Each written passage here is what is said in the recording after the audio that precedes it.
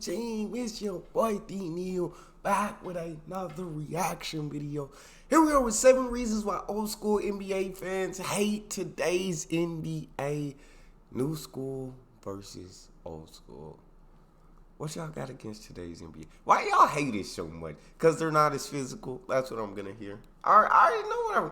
Because they're not as physical. Y'all, some people are going to say they don't show as much heart.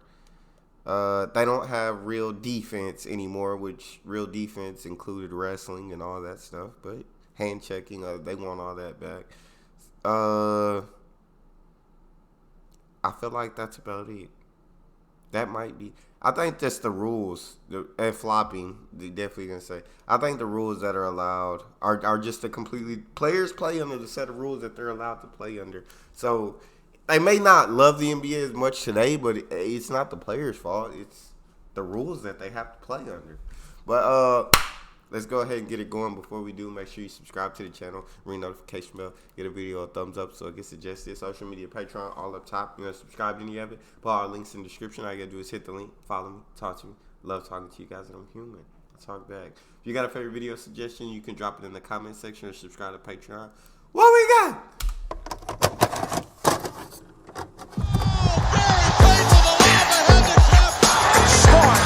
Hey guys, this is Dominique Wilkins. Hey, this is Sean Kemp. This is Gary Payton. Hey, this is Pau Gasol. NBA fans, what's up? This is Vince Carter here. Hey, what's up? This is Matt Barnes. If you're an old school NBA fan like I am, make sure you check out the Basketball Time Machine with my man Sean David. Basketball Time. What's good, everybody? Welcome back to the Basketball Time Machine. I'm your host, Sean David. Thanks for tuning in. Let's talk some old school NBA basketball. Talk to me. In today's episode, I want to take a look at why old school fans simply can't like today's game. So why old school fans like me simply have a hard time enjoying today's NBA basketball. But before we dive into that, let me give a quick shout out to the sponsor of today's video, which is you guys, the Patreons. Thanks a lot, you guys, for supporting the show. As always, it's really, really appreciated. And I would say, enough said, let's dive right into today's episode. Give it to me.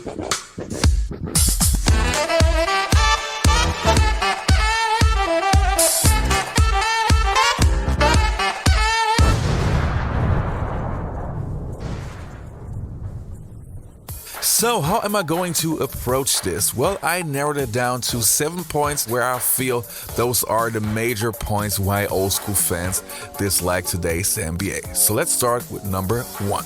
They've taken away the physicality of the game. Coming in at number 1 are the super teams. And just to be clear, back in the days we also had super I teams. said the physicality. Super teams? Yeah, y'all had super teams back in the day. All right, I'm going to let him explain his point. Number 1 are the super teams. And just to be clear, back in the days we also had super teams. I mean, the 80s Lakers or the 80s Celtics also had more than 2 superstars on their team. Lakers had 3. 3 guys capable of winning an MVP on the same team, capable of winning a finals MVP on the same team. Come on now. 80s Lakers or the 80s Celtics also had more than 2 superstars on their team. But this all happened naturally through drafts or trades. And this is something that I don't have a problem with. However, what I do have a problem with is players who in their prime join other superstars in order to have the easy road to a championship. In all honesty, I can't respect that. Guys like Reggie Miller, John Stockton, or Patrick Ewing never won NBA championship, but they stayed loyal to their franchise and tried it the hard way. And this is something that I truly respect. Another thing that I liked back in the days was that most superstars stayed with their franchise, at least for the majority of their career. I mean, Michael Jordan will always be a Chicago Bull because he played 12 plus years for this franchise. Ewing with the Knicks, Olajuwon with the Rockets, Malone and Stockton with the Jazz. I mean, you get the idea. It was nice to have the NBA more balanced and every team had their superstars. That was something that was really important to me back in the days and something that I really loved and enjoyed. The next one that But was it balanced? My thing is, so it's okay if you naturally drafted, but it sucks for that guy who's stuck in Sacramento. It sucks for that guy who's stuck on a terrible team that never drafts good, that never makes good trades, and your team is consistently at the bottom. So it's great for if your team can draft good, if you have a great GM, life is great for you. But if you have a bad GM, then you want them to stick with that terrible team. I don't like that. Is it more balanced? No, because the Lakers and the Celtics were running the NBA for most of the 80s. They were running the entire NBA for most of the 80s. Then Mike was running the NBA. So where's the balance coming from when there's like 3, maybe 4 teams all at the top and everybody else is below? There's no balance to that. I'm sorry. I just don't agree with that aspect. But keep it going, my guy. That was really important to me back in the days and something that I really loved and enjoyed. The next one that I have on my list is uncontested dunks. It is the 1990s, I am a teenager, and I have posters on my wall of NBA players dunking on other NBA players. I don't know what NBA posters look like today, but I can't imagine that you will see somebody trying to block a ball on the poster. Ooh. And don't get me wrong, of course I can enjoy a nice dunk if somebody steals the ball, runs to the other side of the court, and finishes with a slam. But if the same player dribbles the ball into the paint, wants to slam the ball while the defender underneath basically is moving away from the basket, just that he's not on a poster, I mean, come on. Who wants to see that? A dunk is just so much better if you have a duel like 2 cowboys in a standoff, man against man. And 1 second will decide who wins the battle. If you are able to dunk the ball on a great shot blocker like Alonzo Mourning or Dikembe Mutombo, it's just so much more than a normal dunk. Isn't that what we all want to see? This intense moment where anything can happen? In today's game, you see so many players getting out of the way, simply because they don't want to be on a poster. They call it a business decision. To me, that says it all. I love the guys who were up for the challenge, even a guy like a Sean Bradley, who accepted the challenge and wanted to help their team and were trying to block the shot. Those are real players to me. And the next one on my list, I do agree with a lot of people. A lot of players today make business decisions and do get out of the way. Yeah, I understand it. I can't argue. I can't argue against that point. Good, you got a good point there. I'll give you that. block the shot. Those are real players to me. And the next one on my list is the center position, probably the one that hurts the most to me. Shaquille O'Neal, Patrick Ewing, Hakeem Olajuwon, Moses Malone, Kareem Abdul-Jabbar, David Robinson. I mean, we had so many great bigs that dominated the paint. The center position gave the sport of basketball so much.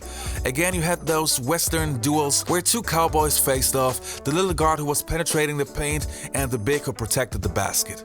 Another thing, we had bigs who showed the beauty of their postgame. It's all gone now, and I miss it so much. There's not that many great centers, and I'd be Michael Jordan in this era. It's just cause now the game's just expanded to the 3-point line. The game's just expanded. You might be great on offense in this era, but once you get stuck in pick and rolls with the guards that you will have to guard that step over half quarter and are in shooting range, but can also take it to the basket if you help out too much, can also go by you, you'd be stuck. And then the center you're guarding is out there popping some threes on you. You might be great on the offense, you might be unstoppable, but on the defensive end, you're going to be stuck, Patrick. But Patrick was great. No disrespect to Patrick. My bad. Jordan in this era.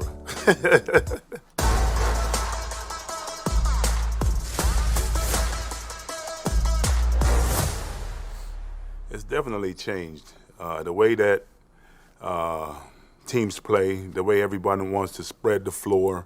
Exactly. Most big guys now, instead of posting up, they want to get out there and shoot threes. And you look at all the big guys, Embiid, he's definitely one of them. He spent the majority of his time at the 3-point line, where when I played, we were mostly in the post. We post up, we may go out to 16, 17 feet, shoot our shots, myself, Hakeem, David. But now, Porzingis, those guys, they're all 3-point shooters. Just because Dirk is 7 feet tall and he's a great shooter, just because Kevin Durant is 7 foot and he's a great shooter, that don't mean all you other 7 foot dummies should be out there shooting jumpers. I was always taught the things that are difficult, you have to make it simple. So instead of stretching out, shooting threes, you should dominate in the post. You got a skilled guy like me playing in the post. Can't tell me it's not a high percentage shot. It is. Right now you got a lot of unskilled guys trying to play the post who don't like taking the contact, which makes the analytic numbers sound about right. We have shifted away from physicality and shifted away from all that. Teams don't know how to play anymore. Like right now, teams are switching 1 to 5. I wish Spud Webb would have switched out on me. Next on my list, I have the AllStar Game. Watching the AllStar Games in the 1990s, I can tell you I was always looking forward to it. The best players in the league playing together and competing to win the game. And of course, for the first 3 quarters, it was a little bit less competitive, which means they would not try to block every shot, but there was at least some defense. The players from back in the days wanted to prove that their conference was better and that they had the upper hand. And talking about the 4th quarter, I mean, it was amazing, since you could really see that they really were going at it. Today's AllStar Game is simply put terrible. No defense whatsoever. The games are super boring because all you see is players getting out of the way so that the other players can dunk the ball. That's not what I want to see. Honestly, it's really sad to say, but I can't watch it no more. And the next one that I have on my list are the rivalries. Okay. I think he's I'm terribly bored when they're not playing defense, but when they start competing, like, it does get fun. When they say, and I like that it's like each quarter you're trying to win for a charity, so it's more competitive than it's been in past years. Like last year was more competitive. Like players are competing more towards the end of these little quarters. But yeah, for the most part, AllStar Games just when you think of AllStar, what a fan wants to see is the best players in the world competing all game to see who's the best of the best and like see that's what you want to see, but. So I understand what Can't watch it no more. And the next one that I have on my list are the rivalries. Okay, one thing I really loved back in the days were those intense rivalries. I feel that. The Lakers versus the Celtics, the Bulls versus the Pistons, the Bulls versus the Knicks versus the Heat, and so on and so on. You just knew back then that those teams really hated each other. And it's not that I enjoy hate, but the result that we saw, the magic on the court that we saw, players who were fighting after every loose ball, the intense fouls, this excitement, knowing that everything could happen. This is something that I'm really missing today. Tell us about your rivalry with the Knicks. What rivalry? That rivalry, man, I'm telling you, boy, that was a real rivalry. This is a big, physical, wide New York team that plays you tough. And back come the Bulls. Oh, he is ripped by Starks. This has become a war. Anybody that was trying to take something from us, that's a rivalry. Michael Jordan and Xavier McDaniel. That means every team is a rival, basically. But were the Knicks? Did they beat the Bulls like evenly? It seemed like I don't know, but from what it seemed, people make it seem like the Bulls was down that like beating everybody. The Pistons maybe were a rivalry because they beat them twice and got 2 rings. But the Knicks, was they really like beating the Bulls enough to be a rivalry, or was they just wanting to beat them badly and kept losing? Y'all let me know. Something from us. That's a rivalry. Michael Jordan and Xavier McDaniel having words. Every game we play, we try to send a statement. You know, we're trying to make sure they don't gain anything on us. Get to the loose ball, and he's bottled up Jordan with the recovery, and Jordan is fouled. As long as Patrick is going to be there, as long as Oakley is going to be there, as long as Starks is going to be there, it's like fighting your big brother or little brother. You know, you got to let them know who you are. This is where you belong. Jordan trying to shake off Starks. Oh, what a move by Jordan. It counts. I don't care where you think you are. This is where you belong. And every game was like that, proving ground. You know, trying to gain that extra edge. And, you know, went from coach to another coach, and the mentality never changed. It got higher and higher and higher. Next, I have hand checking. Yes, back in the days, teams would not score as much as they do today. But that was totally fine by me. Why?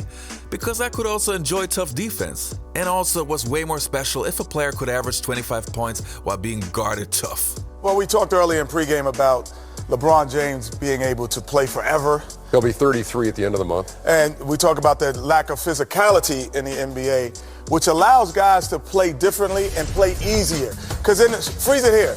In the era that, you know, these guys have played in, the Shaqs and the Charles and even myself. We call it the man era. Okay, there's no way that you can bring the basketball up and there's no one touching Without you being pressured. or pressured. So Derek as the Harper, play goes remember Derek on, Harper? there's no one that ever gets touched. There's any pressure. See, if he didn't like that shot, he doesn't. LeBron James is the best player in the world. Freeze it. There's no defensive pressure or touching because of the new rules in the current state. Now, the next one that I have on my list is the flopping. Okay, this one will be a pretty short one. With all the toughness that we were used to back in the 80s and 90s, those flops are just a joke. Just imagine someone pulling off those flops in the 80s and 90s. I bet you they would be the joke of the entire league. Next, I have the variety in the game. Now that literally everybody's shooting three-pointers, the variety of the game has vanished. The 90s had everything you want in basketball, but perfectly balanced. You had shooters, you had slashers, you had dunkers, you had defenders, and everybody had their specialty. Now it feels like all players are literally the same, and everybody's just trying to shoot the basketball. You have guys standing out there heaving up threes that's really not three-point shooters. Positionless basketball is what it is today. It's basically positionless basketball. You don't really have point guard, shooting guard, small forward, power forward, center. You have combo guards. You have scoring guards. And most guards have to be scoring guards in the league. And you got point forwards, and you got, know what I'm saying? It's more positionless. Whereas it's not a variety of everybody having a specialty, but it's a variety of players that can do a lot of great things well.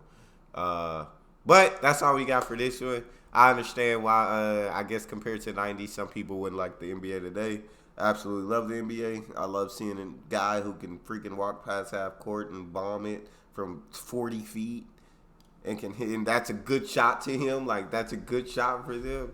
I don't like you get a tech for the taunting and all that stuff. I would love to see players be able to taunt and talk trash and all that without getting teed up for it. I think that's a dumb rule.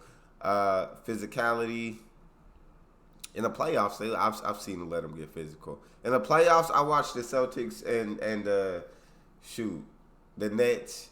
The Celtics just swept them, but oh my Lord, I felt like they were pushing KD, fouling KD like most of the game. If that's the physical defense, then they do allow you to get physical towards the playoffs. But not like the 90s. Don't get me wrong. Not like the 90s where they was clothesline and that was a common foul. That should have never been a common foul first off. But that's all we got for this one. If you guys got a favorite video suggestion, subscribe to Patreon and drop it in the comment section. Subscribe to the channel, ring notification bell, get a video a thumbs up so it gets suggested. Social media, Patreon, all up top. You don't subscribe to any of it, put all the links in the description. All you got to do is hit the link, follow me, talk to me. Love talking to you guys. You guys are the most incredible team in the on YouTube. It's your boy D Neal, out.